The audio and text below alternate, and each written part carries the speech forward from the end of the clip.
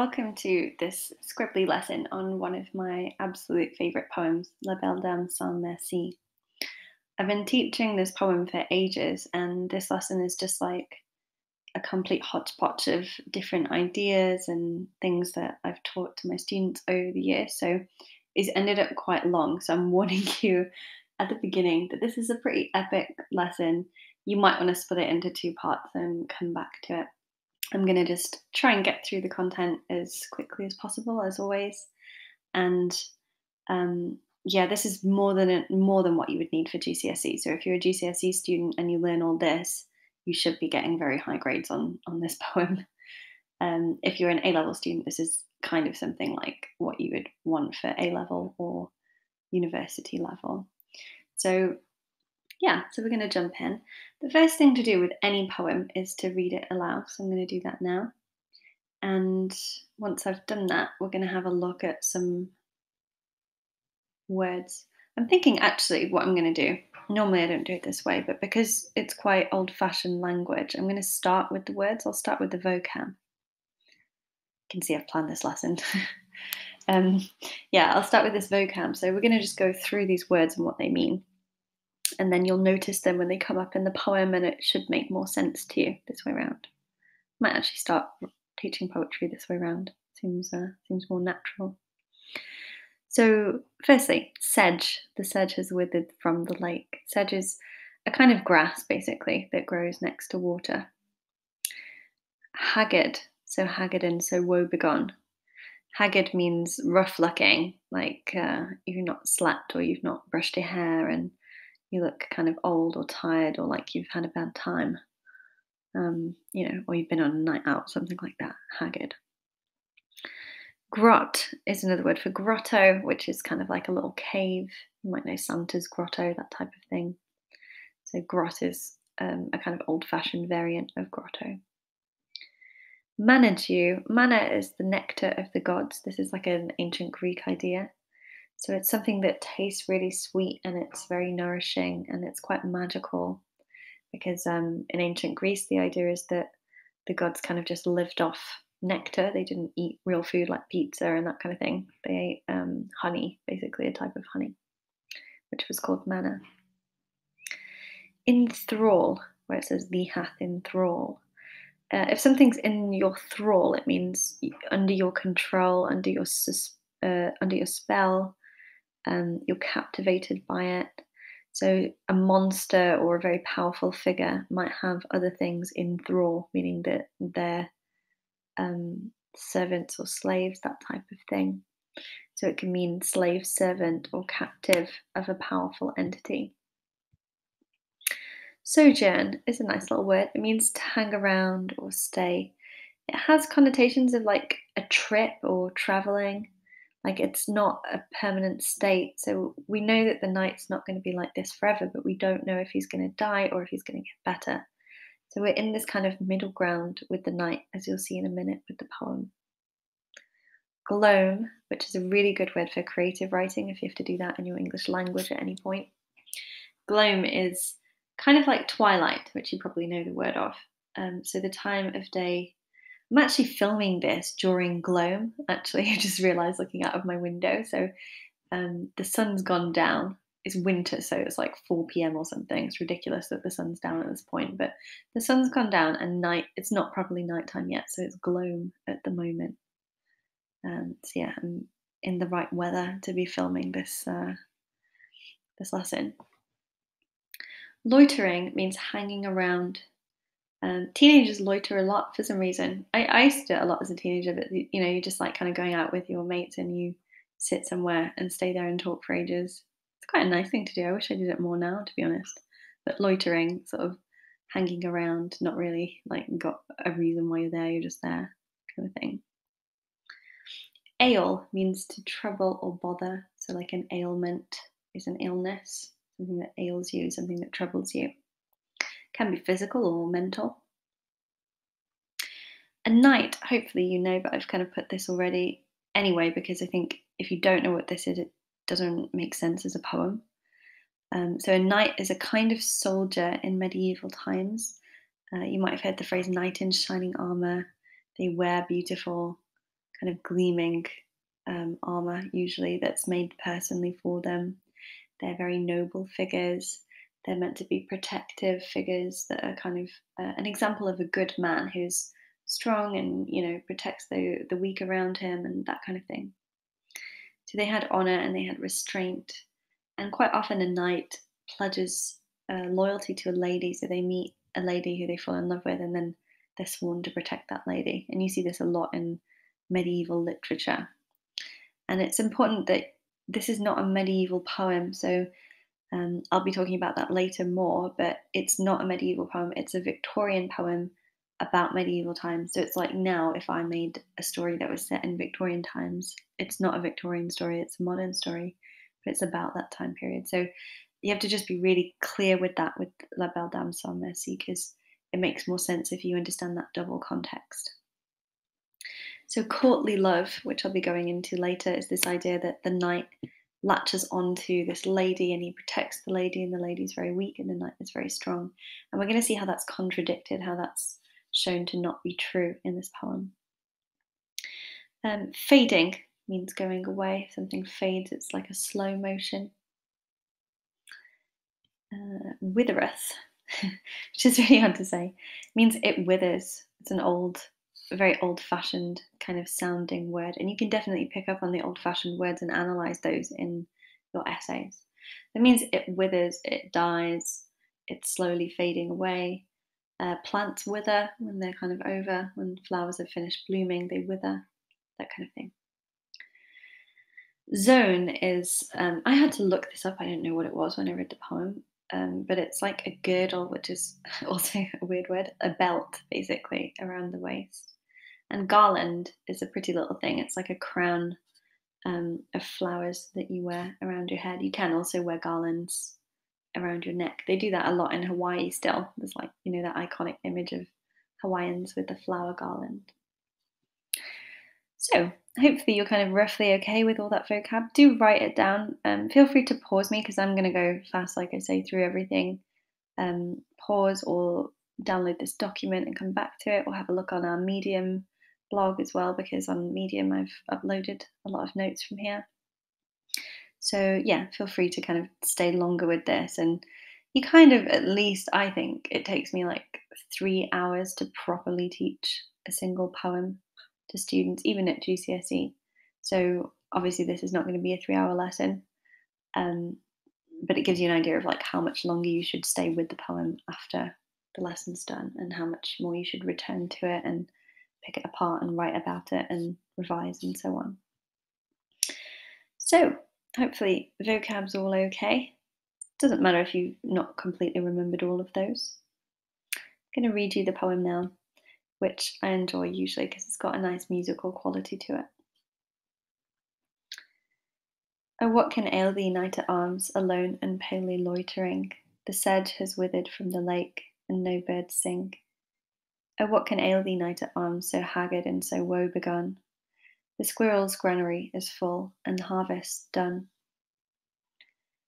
I see a lily on thy brow, with anguish moist, and fever dew, and on thy cheeks a fading rose fast withereth too. I met a lady in the meads, full beautiful, a fairy's child. Her hair was long, her foot was light, and her eyes were wild. I made a garland for her head, and bracelets too, and fragrant zone. She looked at me as she did love, and made sweet moan.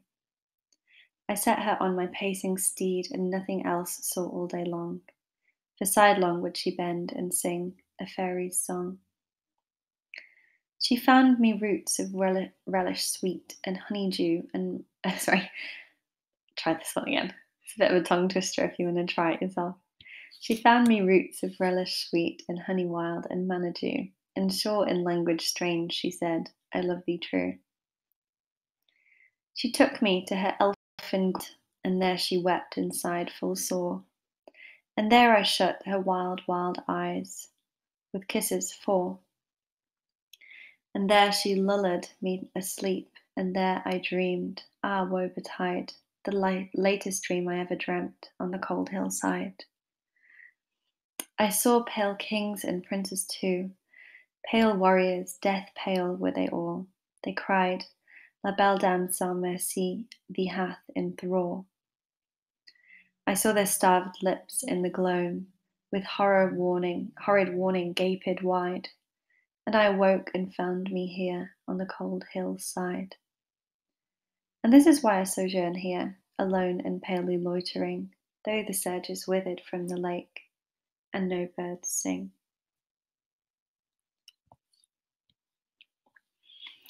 So you get a sense of rhythm when you read a poem aloud. All poetry should be read aloud, so read it aloud to yourself.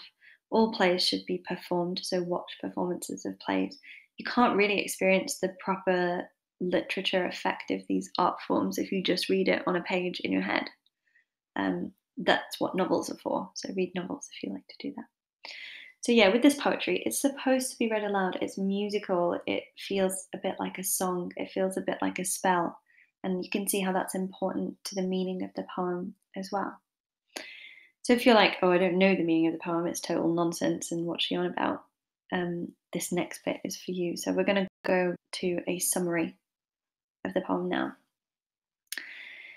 So I've just broken it down into stanzas. You should always do this with poems, stanza by stanza. And we're going to just have a look at what's going on in each stanza. As with all Scribbly courses, just write down anything that's useful that you don't know already, that you need to use to revise and that kind of thing. So stanza 1, the speaker who is not the knight, so it's important that there's a speaker who's separate from the knight. He or she meets a knight standing around in the countryside. The knight is armed. He's alone and he looks pale, which means he looks sick. His face is kind of not got much kind of colour to it. He's near a lake and the landscape is sad and silent. There are no birds. The grass has died, so the sedge. The speaker asks, what is wrong with you? What's happened to you and why are you here? So in stanza 2, the speaker says it again, what can ail thee? So we assume that the knight didn't even answer the first time. And the speaker calls the knight haggard, so he says he looks scruffy and woebegone. He's kind of run away with sadness, so he's depressed, basically.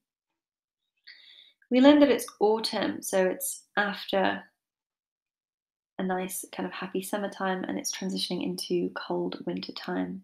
The squirrels have finished their granary, they've finished collecting seeds for winter.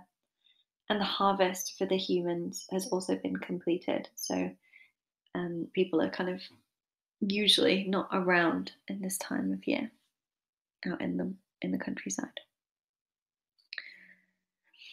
So then the speaker says that there's a lily. He or she can see a lily on the knight's forehead, which is sweating and seems in pain as well as sick. And the knight has a fading rose on his cheek, so his rosy cheeks are fading. The knight starts to speak, finally, in stanza 4, so it's an important structural point. He doesn't actually speak until 4 stanzas into the poem. And he says, he met a lady in the grass around the lake, and she was beautiful and magical, and she had long hair and wild eyes. And then the knight says he made a garland and bracelets and a belt out of the flowers in the place where they're sitting. She looked at him as if she did love, so as if she loved him. She looked like she loved him. It's really, really clever little phrase because he doesn't say she loved me. He says she looked like she loved me. And I want you to think about the difference between those two. If someone loves you or if they look as if they might love you. What does it suggest? And she moans, which is a very ambiguous word. We don't know how to interpret it either. She's in pain and she's suffering, or she's kind of happy with joy and she's sort of overcome with emotion. And we don't know which one that is. So the knight in stanza 6 puts her on his horse and he just rides and he doesn't know where he's going and he doesn't see anything because she kind of leans over and sings at him and whispers at him. So she sort of spells him, she magics him, and he sort of does what his instinct is like, I'll take her away from here. But he doesn't go home, he doesn't save her, he just starts riding. And the lady finds food for him, honey, relish, manadu, so weird kind of magical food that's not normal food. And she says she loves him. So again, we can kind of interpret this as like more of her spell. She takes him to her kind of her house, I guess you'd call it a cave or a grotto, and starts crying, and he kisses her to try and calm her. And then she lulls him into sleep, and he dreams about being on the side of a cold hill. So this is where the tone shifts. It goes from like a love story to something really frightening and a bit weird. So you remember that we meet him, or the speaker meets him on the cold hillside. So he dreams about this place before he's actually there. And on the hill, he sees all these different pale, very powerful figures. So kings, princes, warriors, men of high status. And they're all sick. And then they tell him that the lady's caught him, she's captured him. So we realize that she's tricked him and that she's not weak and she's not in love and so on. She's kind of crazy. So yeah, it's a twist, a plot twist.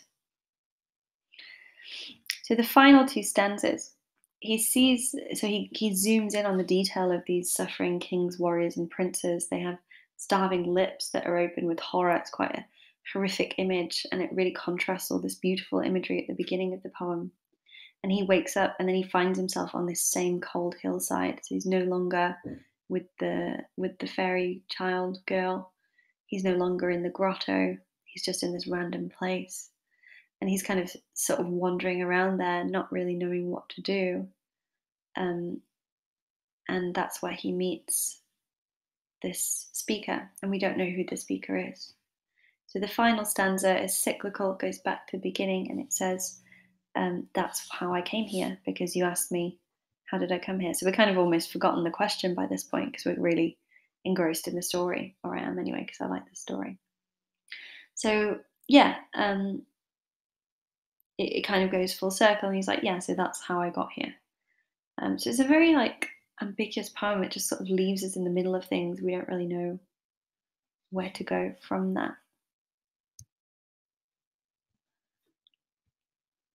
So moving on to the speaker slash voice.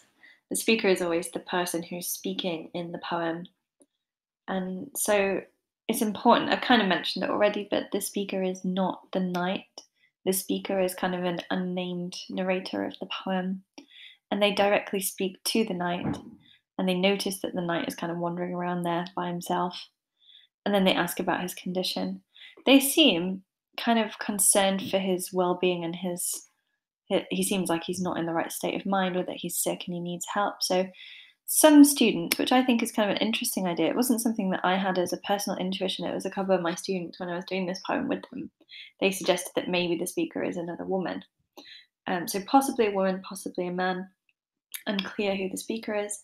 The speaker is different from the knight. The knight is a character within the poem who tells his story, and the speaker, or the narrator of the poem, is in part of a frame narrative. So this is an important technique that we'll look at as well, which is very popular in the Victorian times. So the first three stanzas, as I was saying when we did the summary, they're spoken by the narrator of the poem. And then after that, it switches to the knight's own perspective, and it just sticks with him after that point. Good, so we're going to have a look at some language features now. I'm going to kind of whiz through these. So again, have a look at them in more detail, especially if you don't know what the technique is. I'm going to just assume that you know this technique. So go Google it and pause the video if you don't know what it is, or take my my language devices courses, because I go through most of these techniques in those courses as well. So yeah, I'll assume that you know what all these things are, and we'll go through a few of the features. This isn't all of the features, there's way more techniques than I've put here, but it was getting pretty long, so I thought I'd stop at this point rather than overwhelm you. And it's not about how many techniques can you find when you write an essay, it's about how much detail can you go into with the specific effects of that technique. So rather than having like 10 techniques in a paragraph, you want 2 or 3 techniques that are really well analysed, and there's maybe like 3 lines of analysis on each one. that is a much better kind of structure for your essay. So, firstly, the title, it means the beautiful lady without mercy. So, if you know French, which some of Keats' readers would know, you have to remember that a lot of people just couldn't read at all in the Victorian times. So, his audience is an already educated audience that usually would be middle or upper class. So they might be educated in French as well, and it just sort of suggests to you that it's about a beautiful woman, but it's also about quite a cruel woman, or a woman that is kind of powerful and cold, which is quite interesting. The first technique we noticed was anaphora.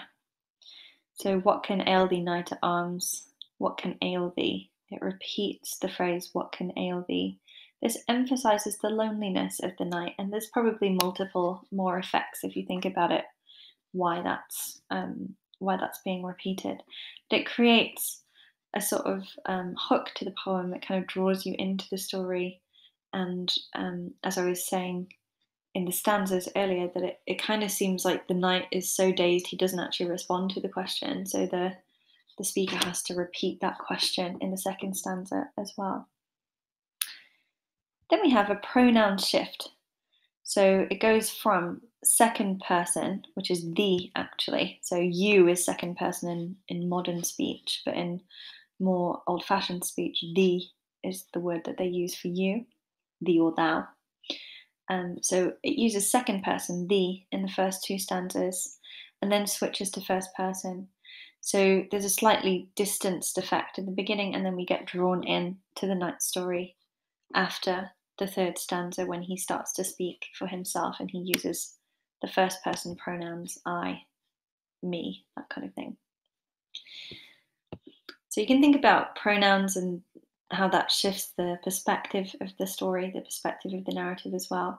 Because it's a narrative poem and it's a story within a poem, you can analyse it like a novel, like a story in a way too. So you can use some of those novel techniques if you know any, such as narrative perspective.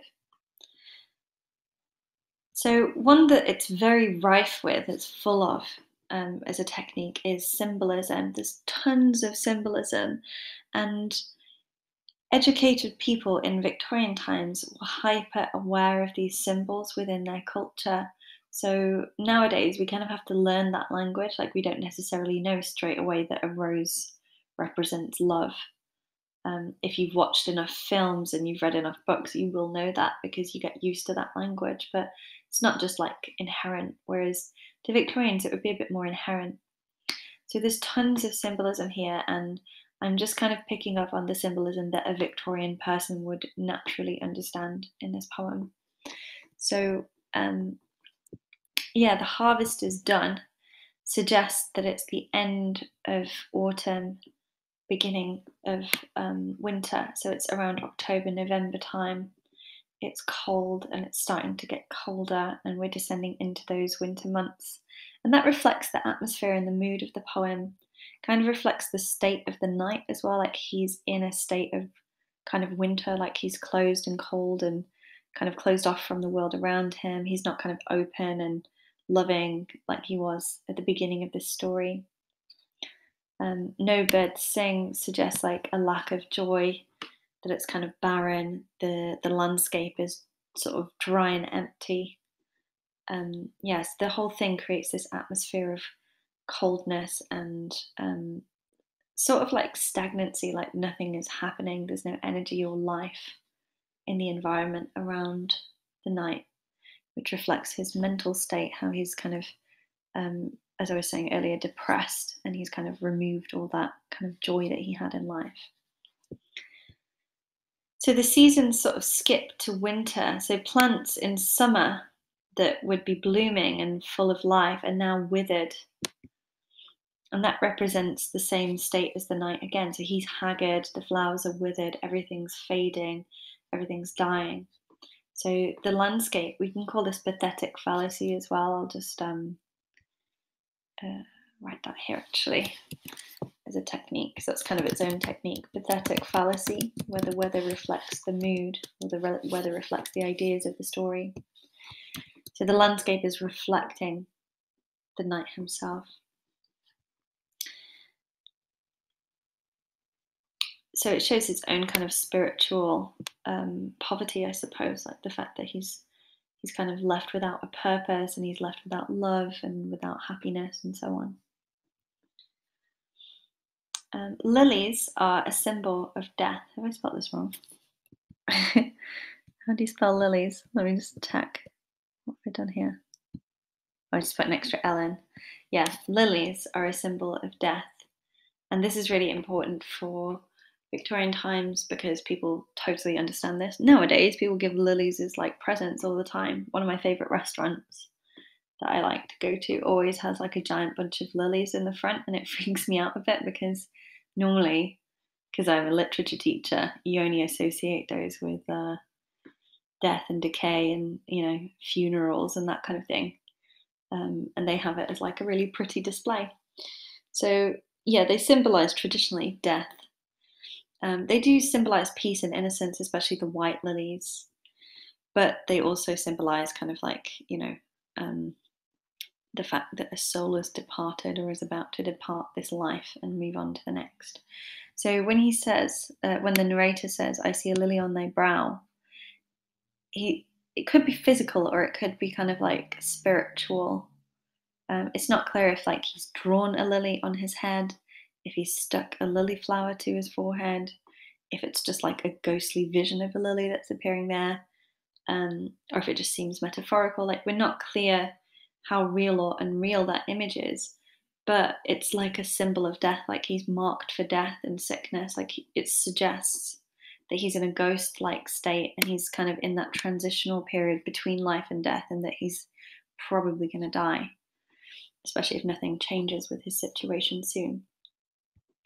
So there's a lily and there's also a rose, a fading rose on his cheeks.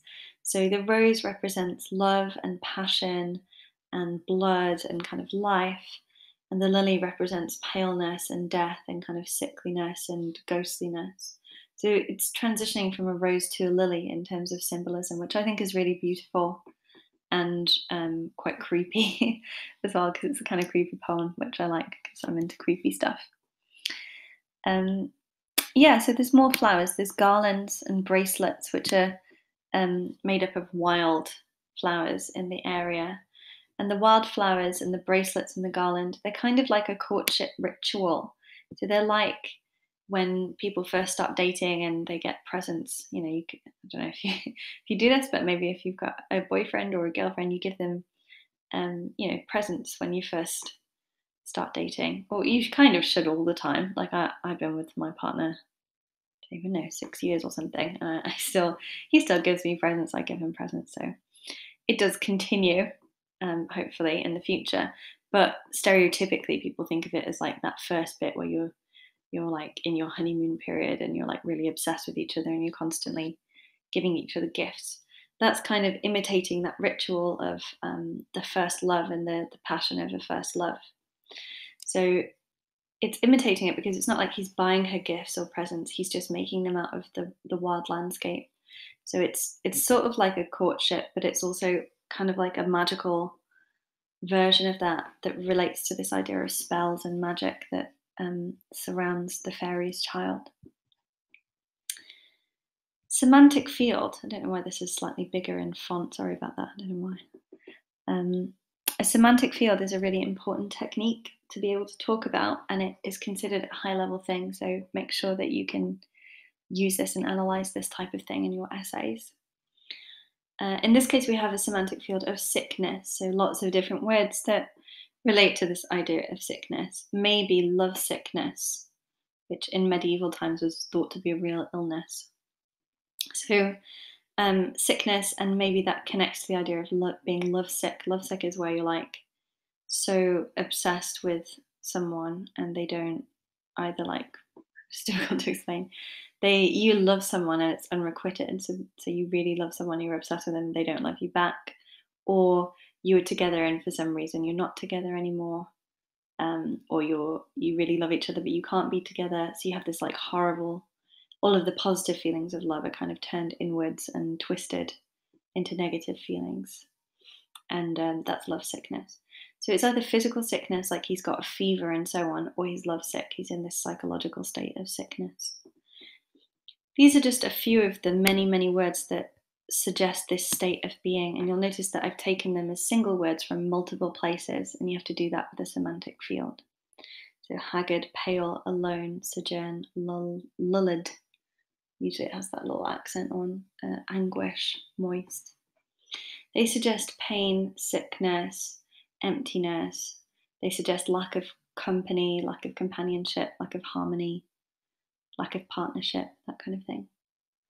So he's in a constant state of suffering. And then when he talks about these other ones, the kings and princes, it suggests that the other men before him are also in the same situation, all over this one crazy little lady who lives in the wild meads around the lake, or hangs out there anyway. So the next one, imagery. There's loads of different types of imagery, so make sure you can actually talk about the 5 different types of imagery, and you can use them if you're doing creative writing. In this case, I've just sort of lumped all of them together. It's kind of visual. So their eyes were wild, kings, princes, pale, warriors, death pale. So it's all a kind of visual imagery. In this case, it's appealing to our visual sense. Yeah, and they also suggest sickness. And again, there's this mental, physical sickness combination.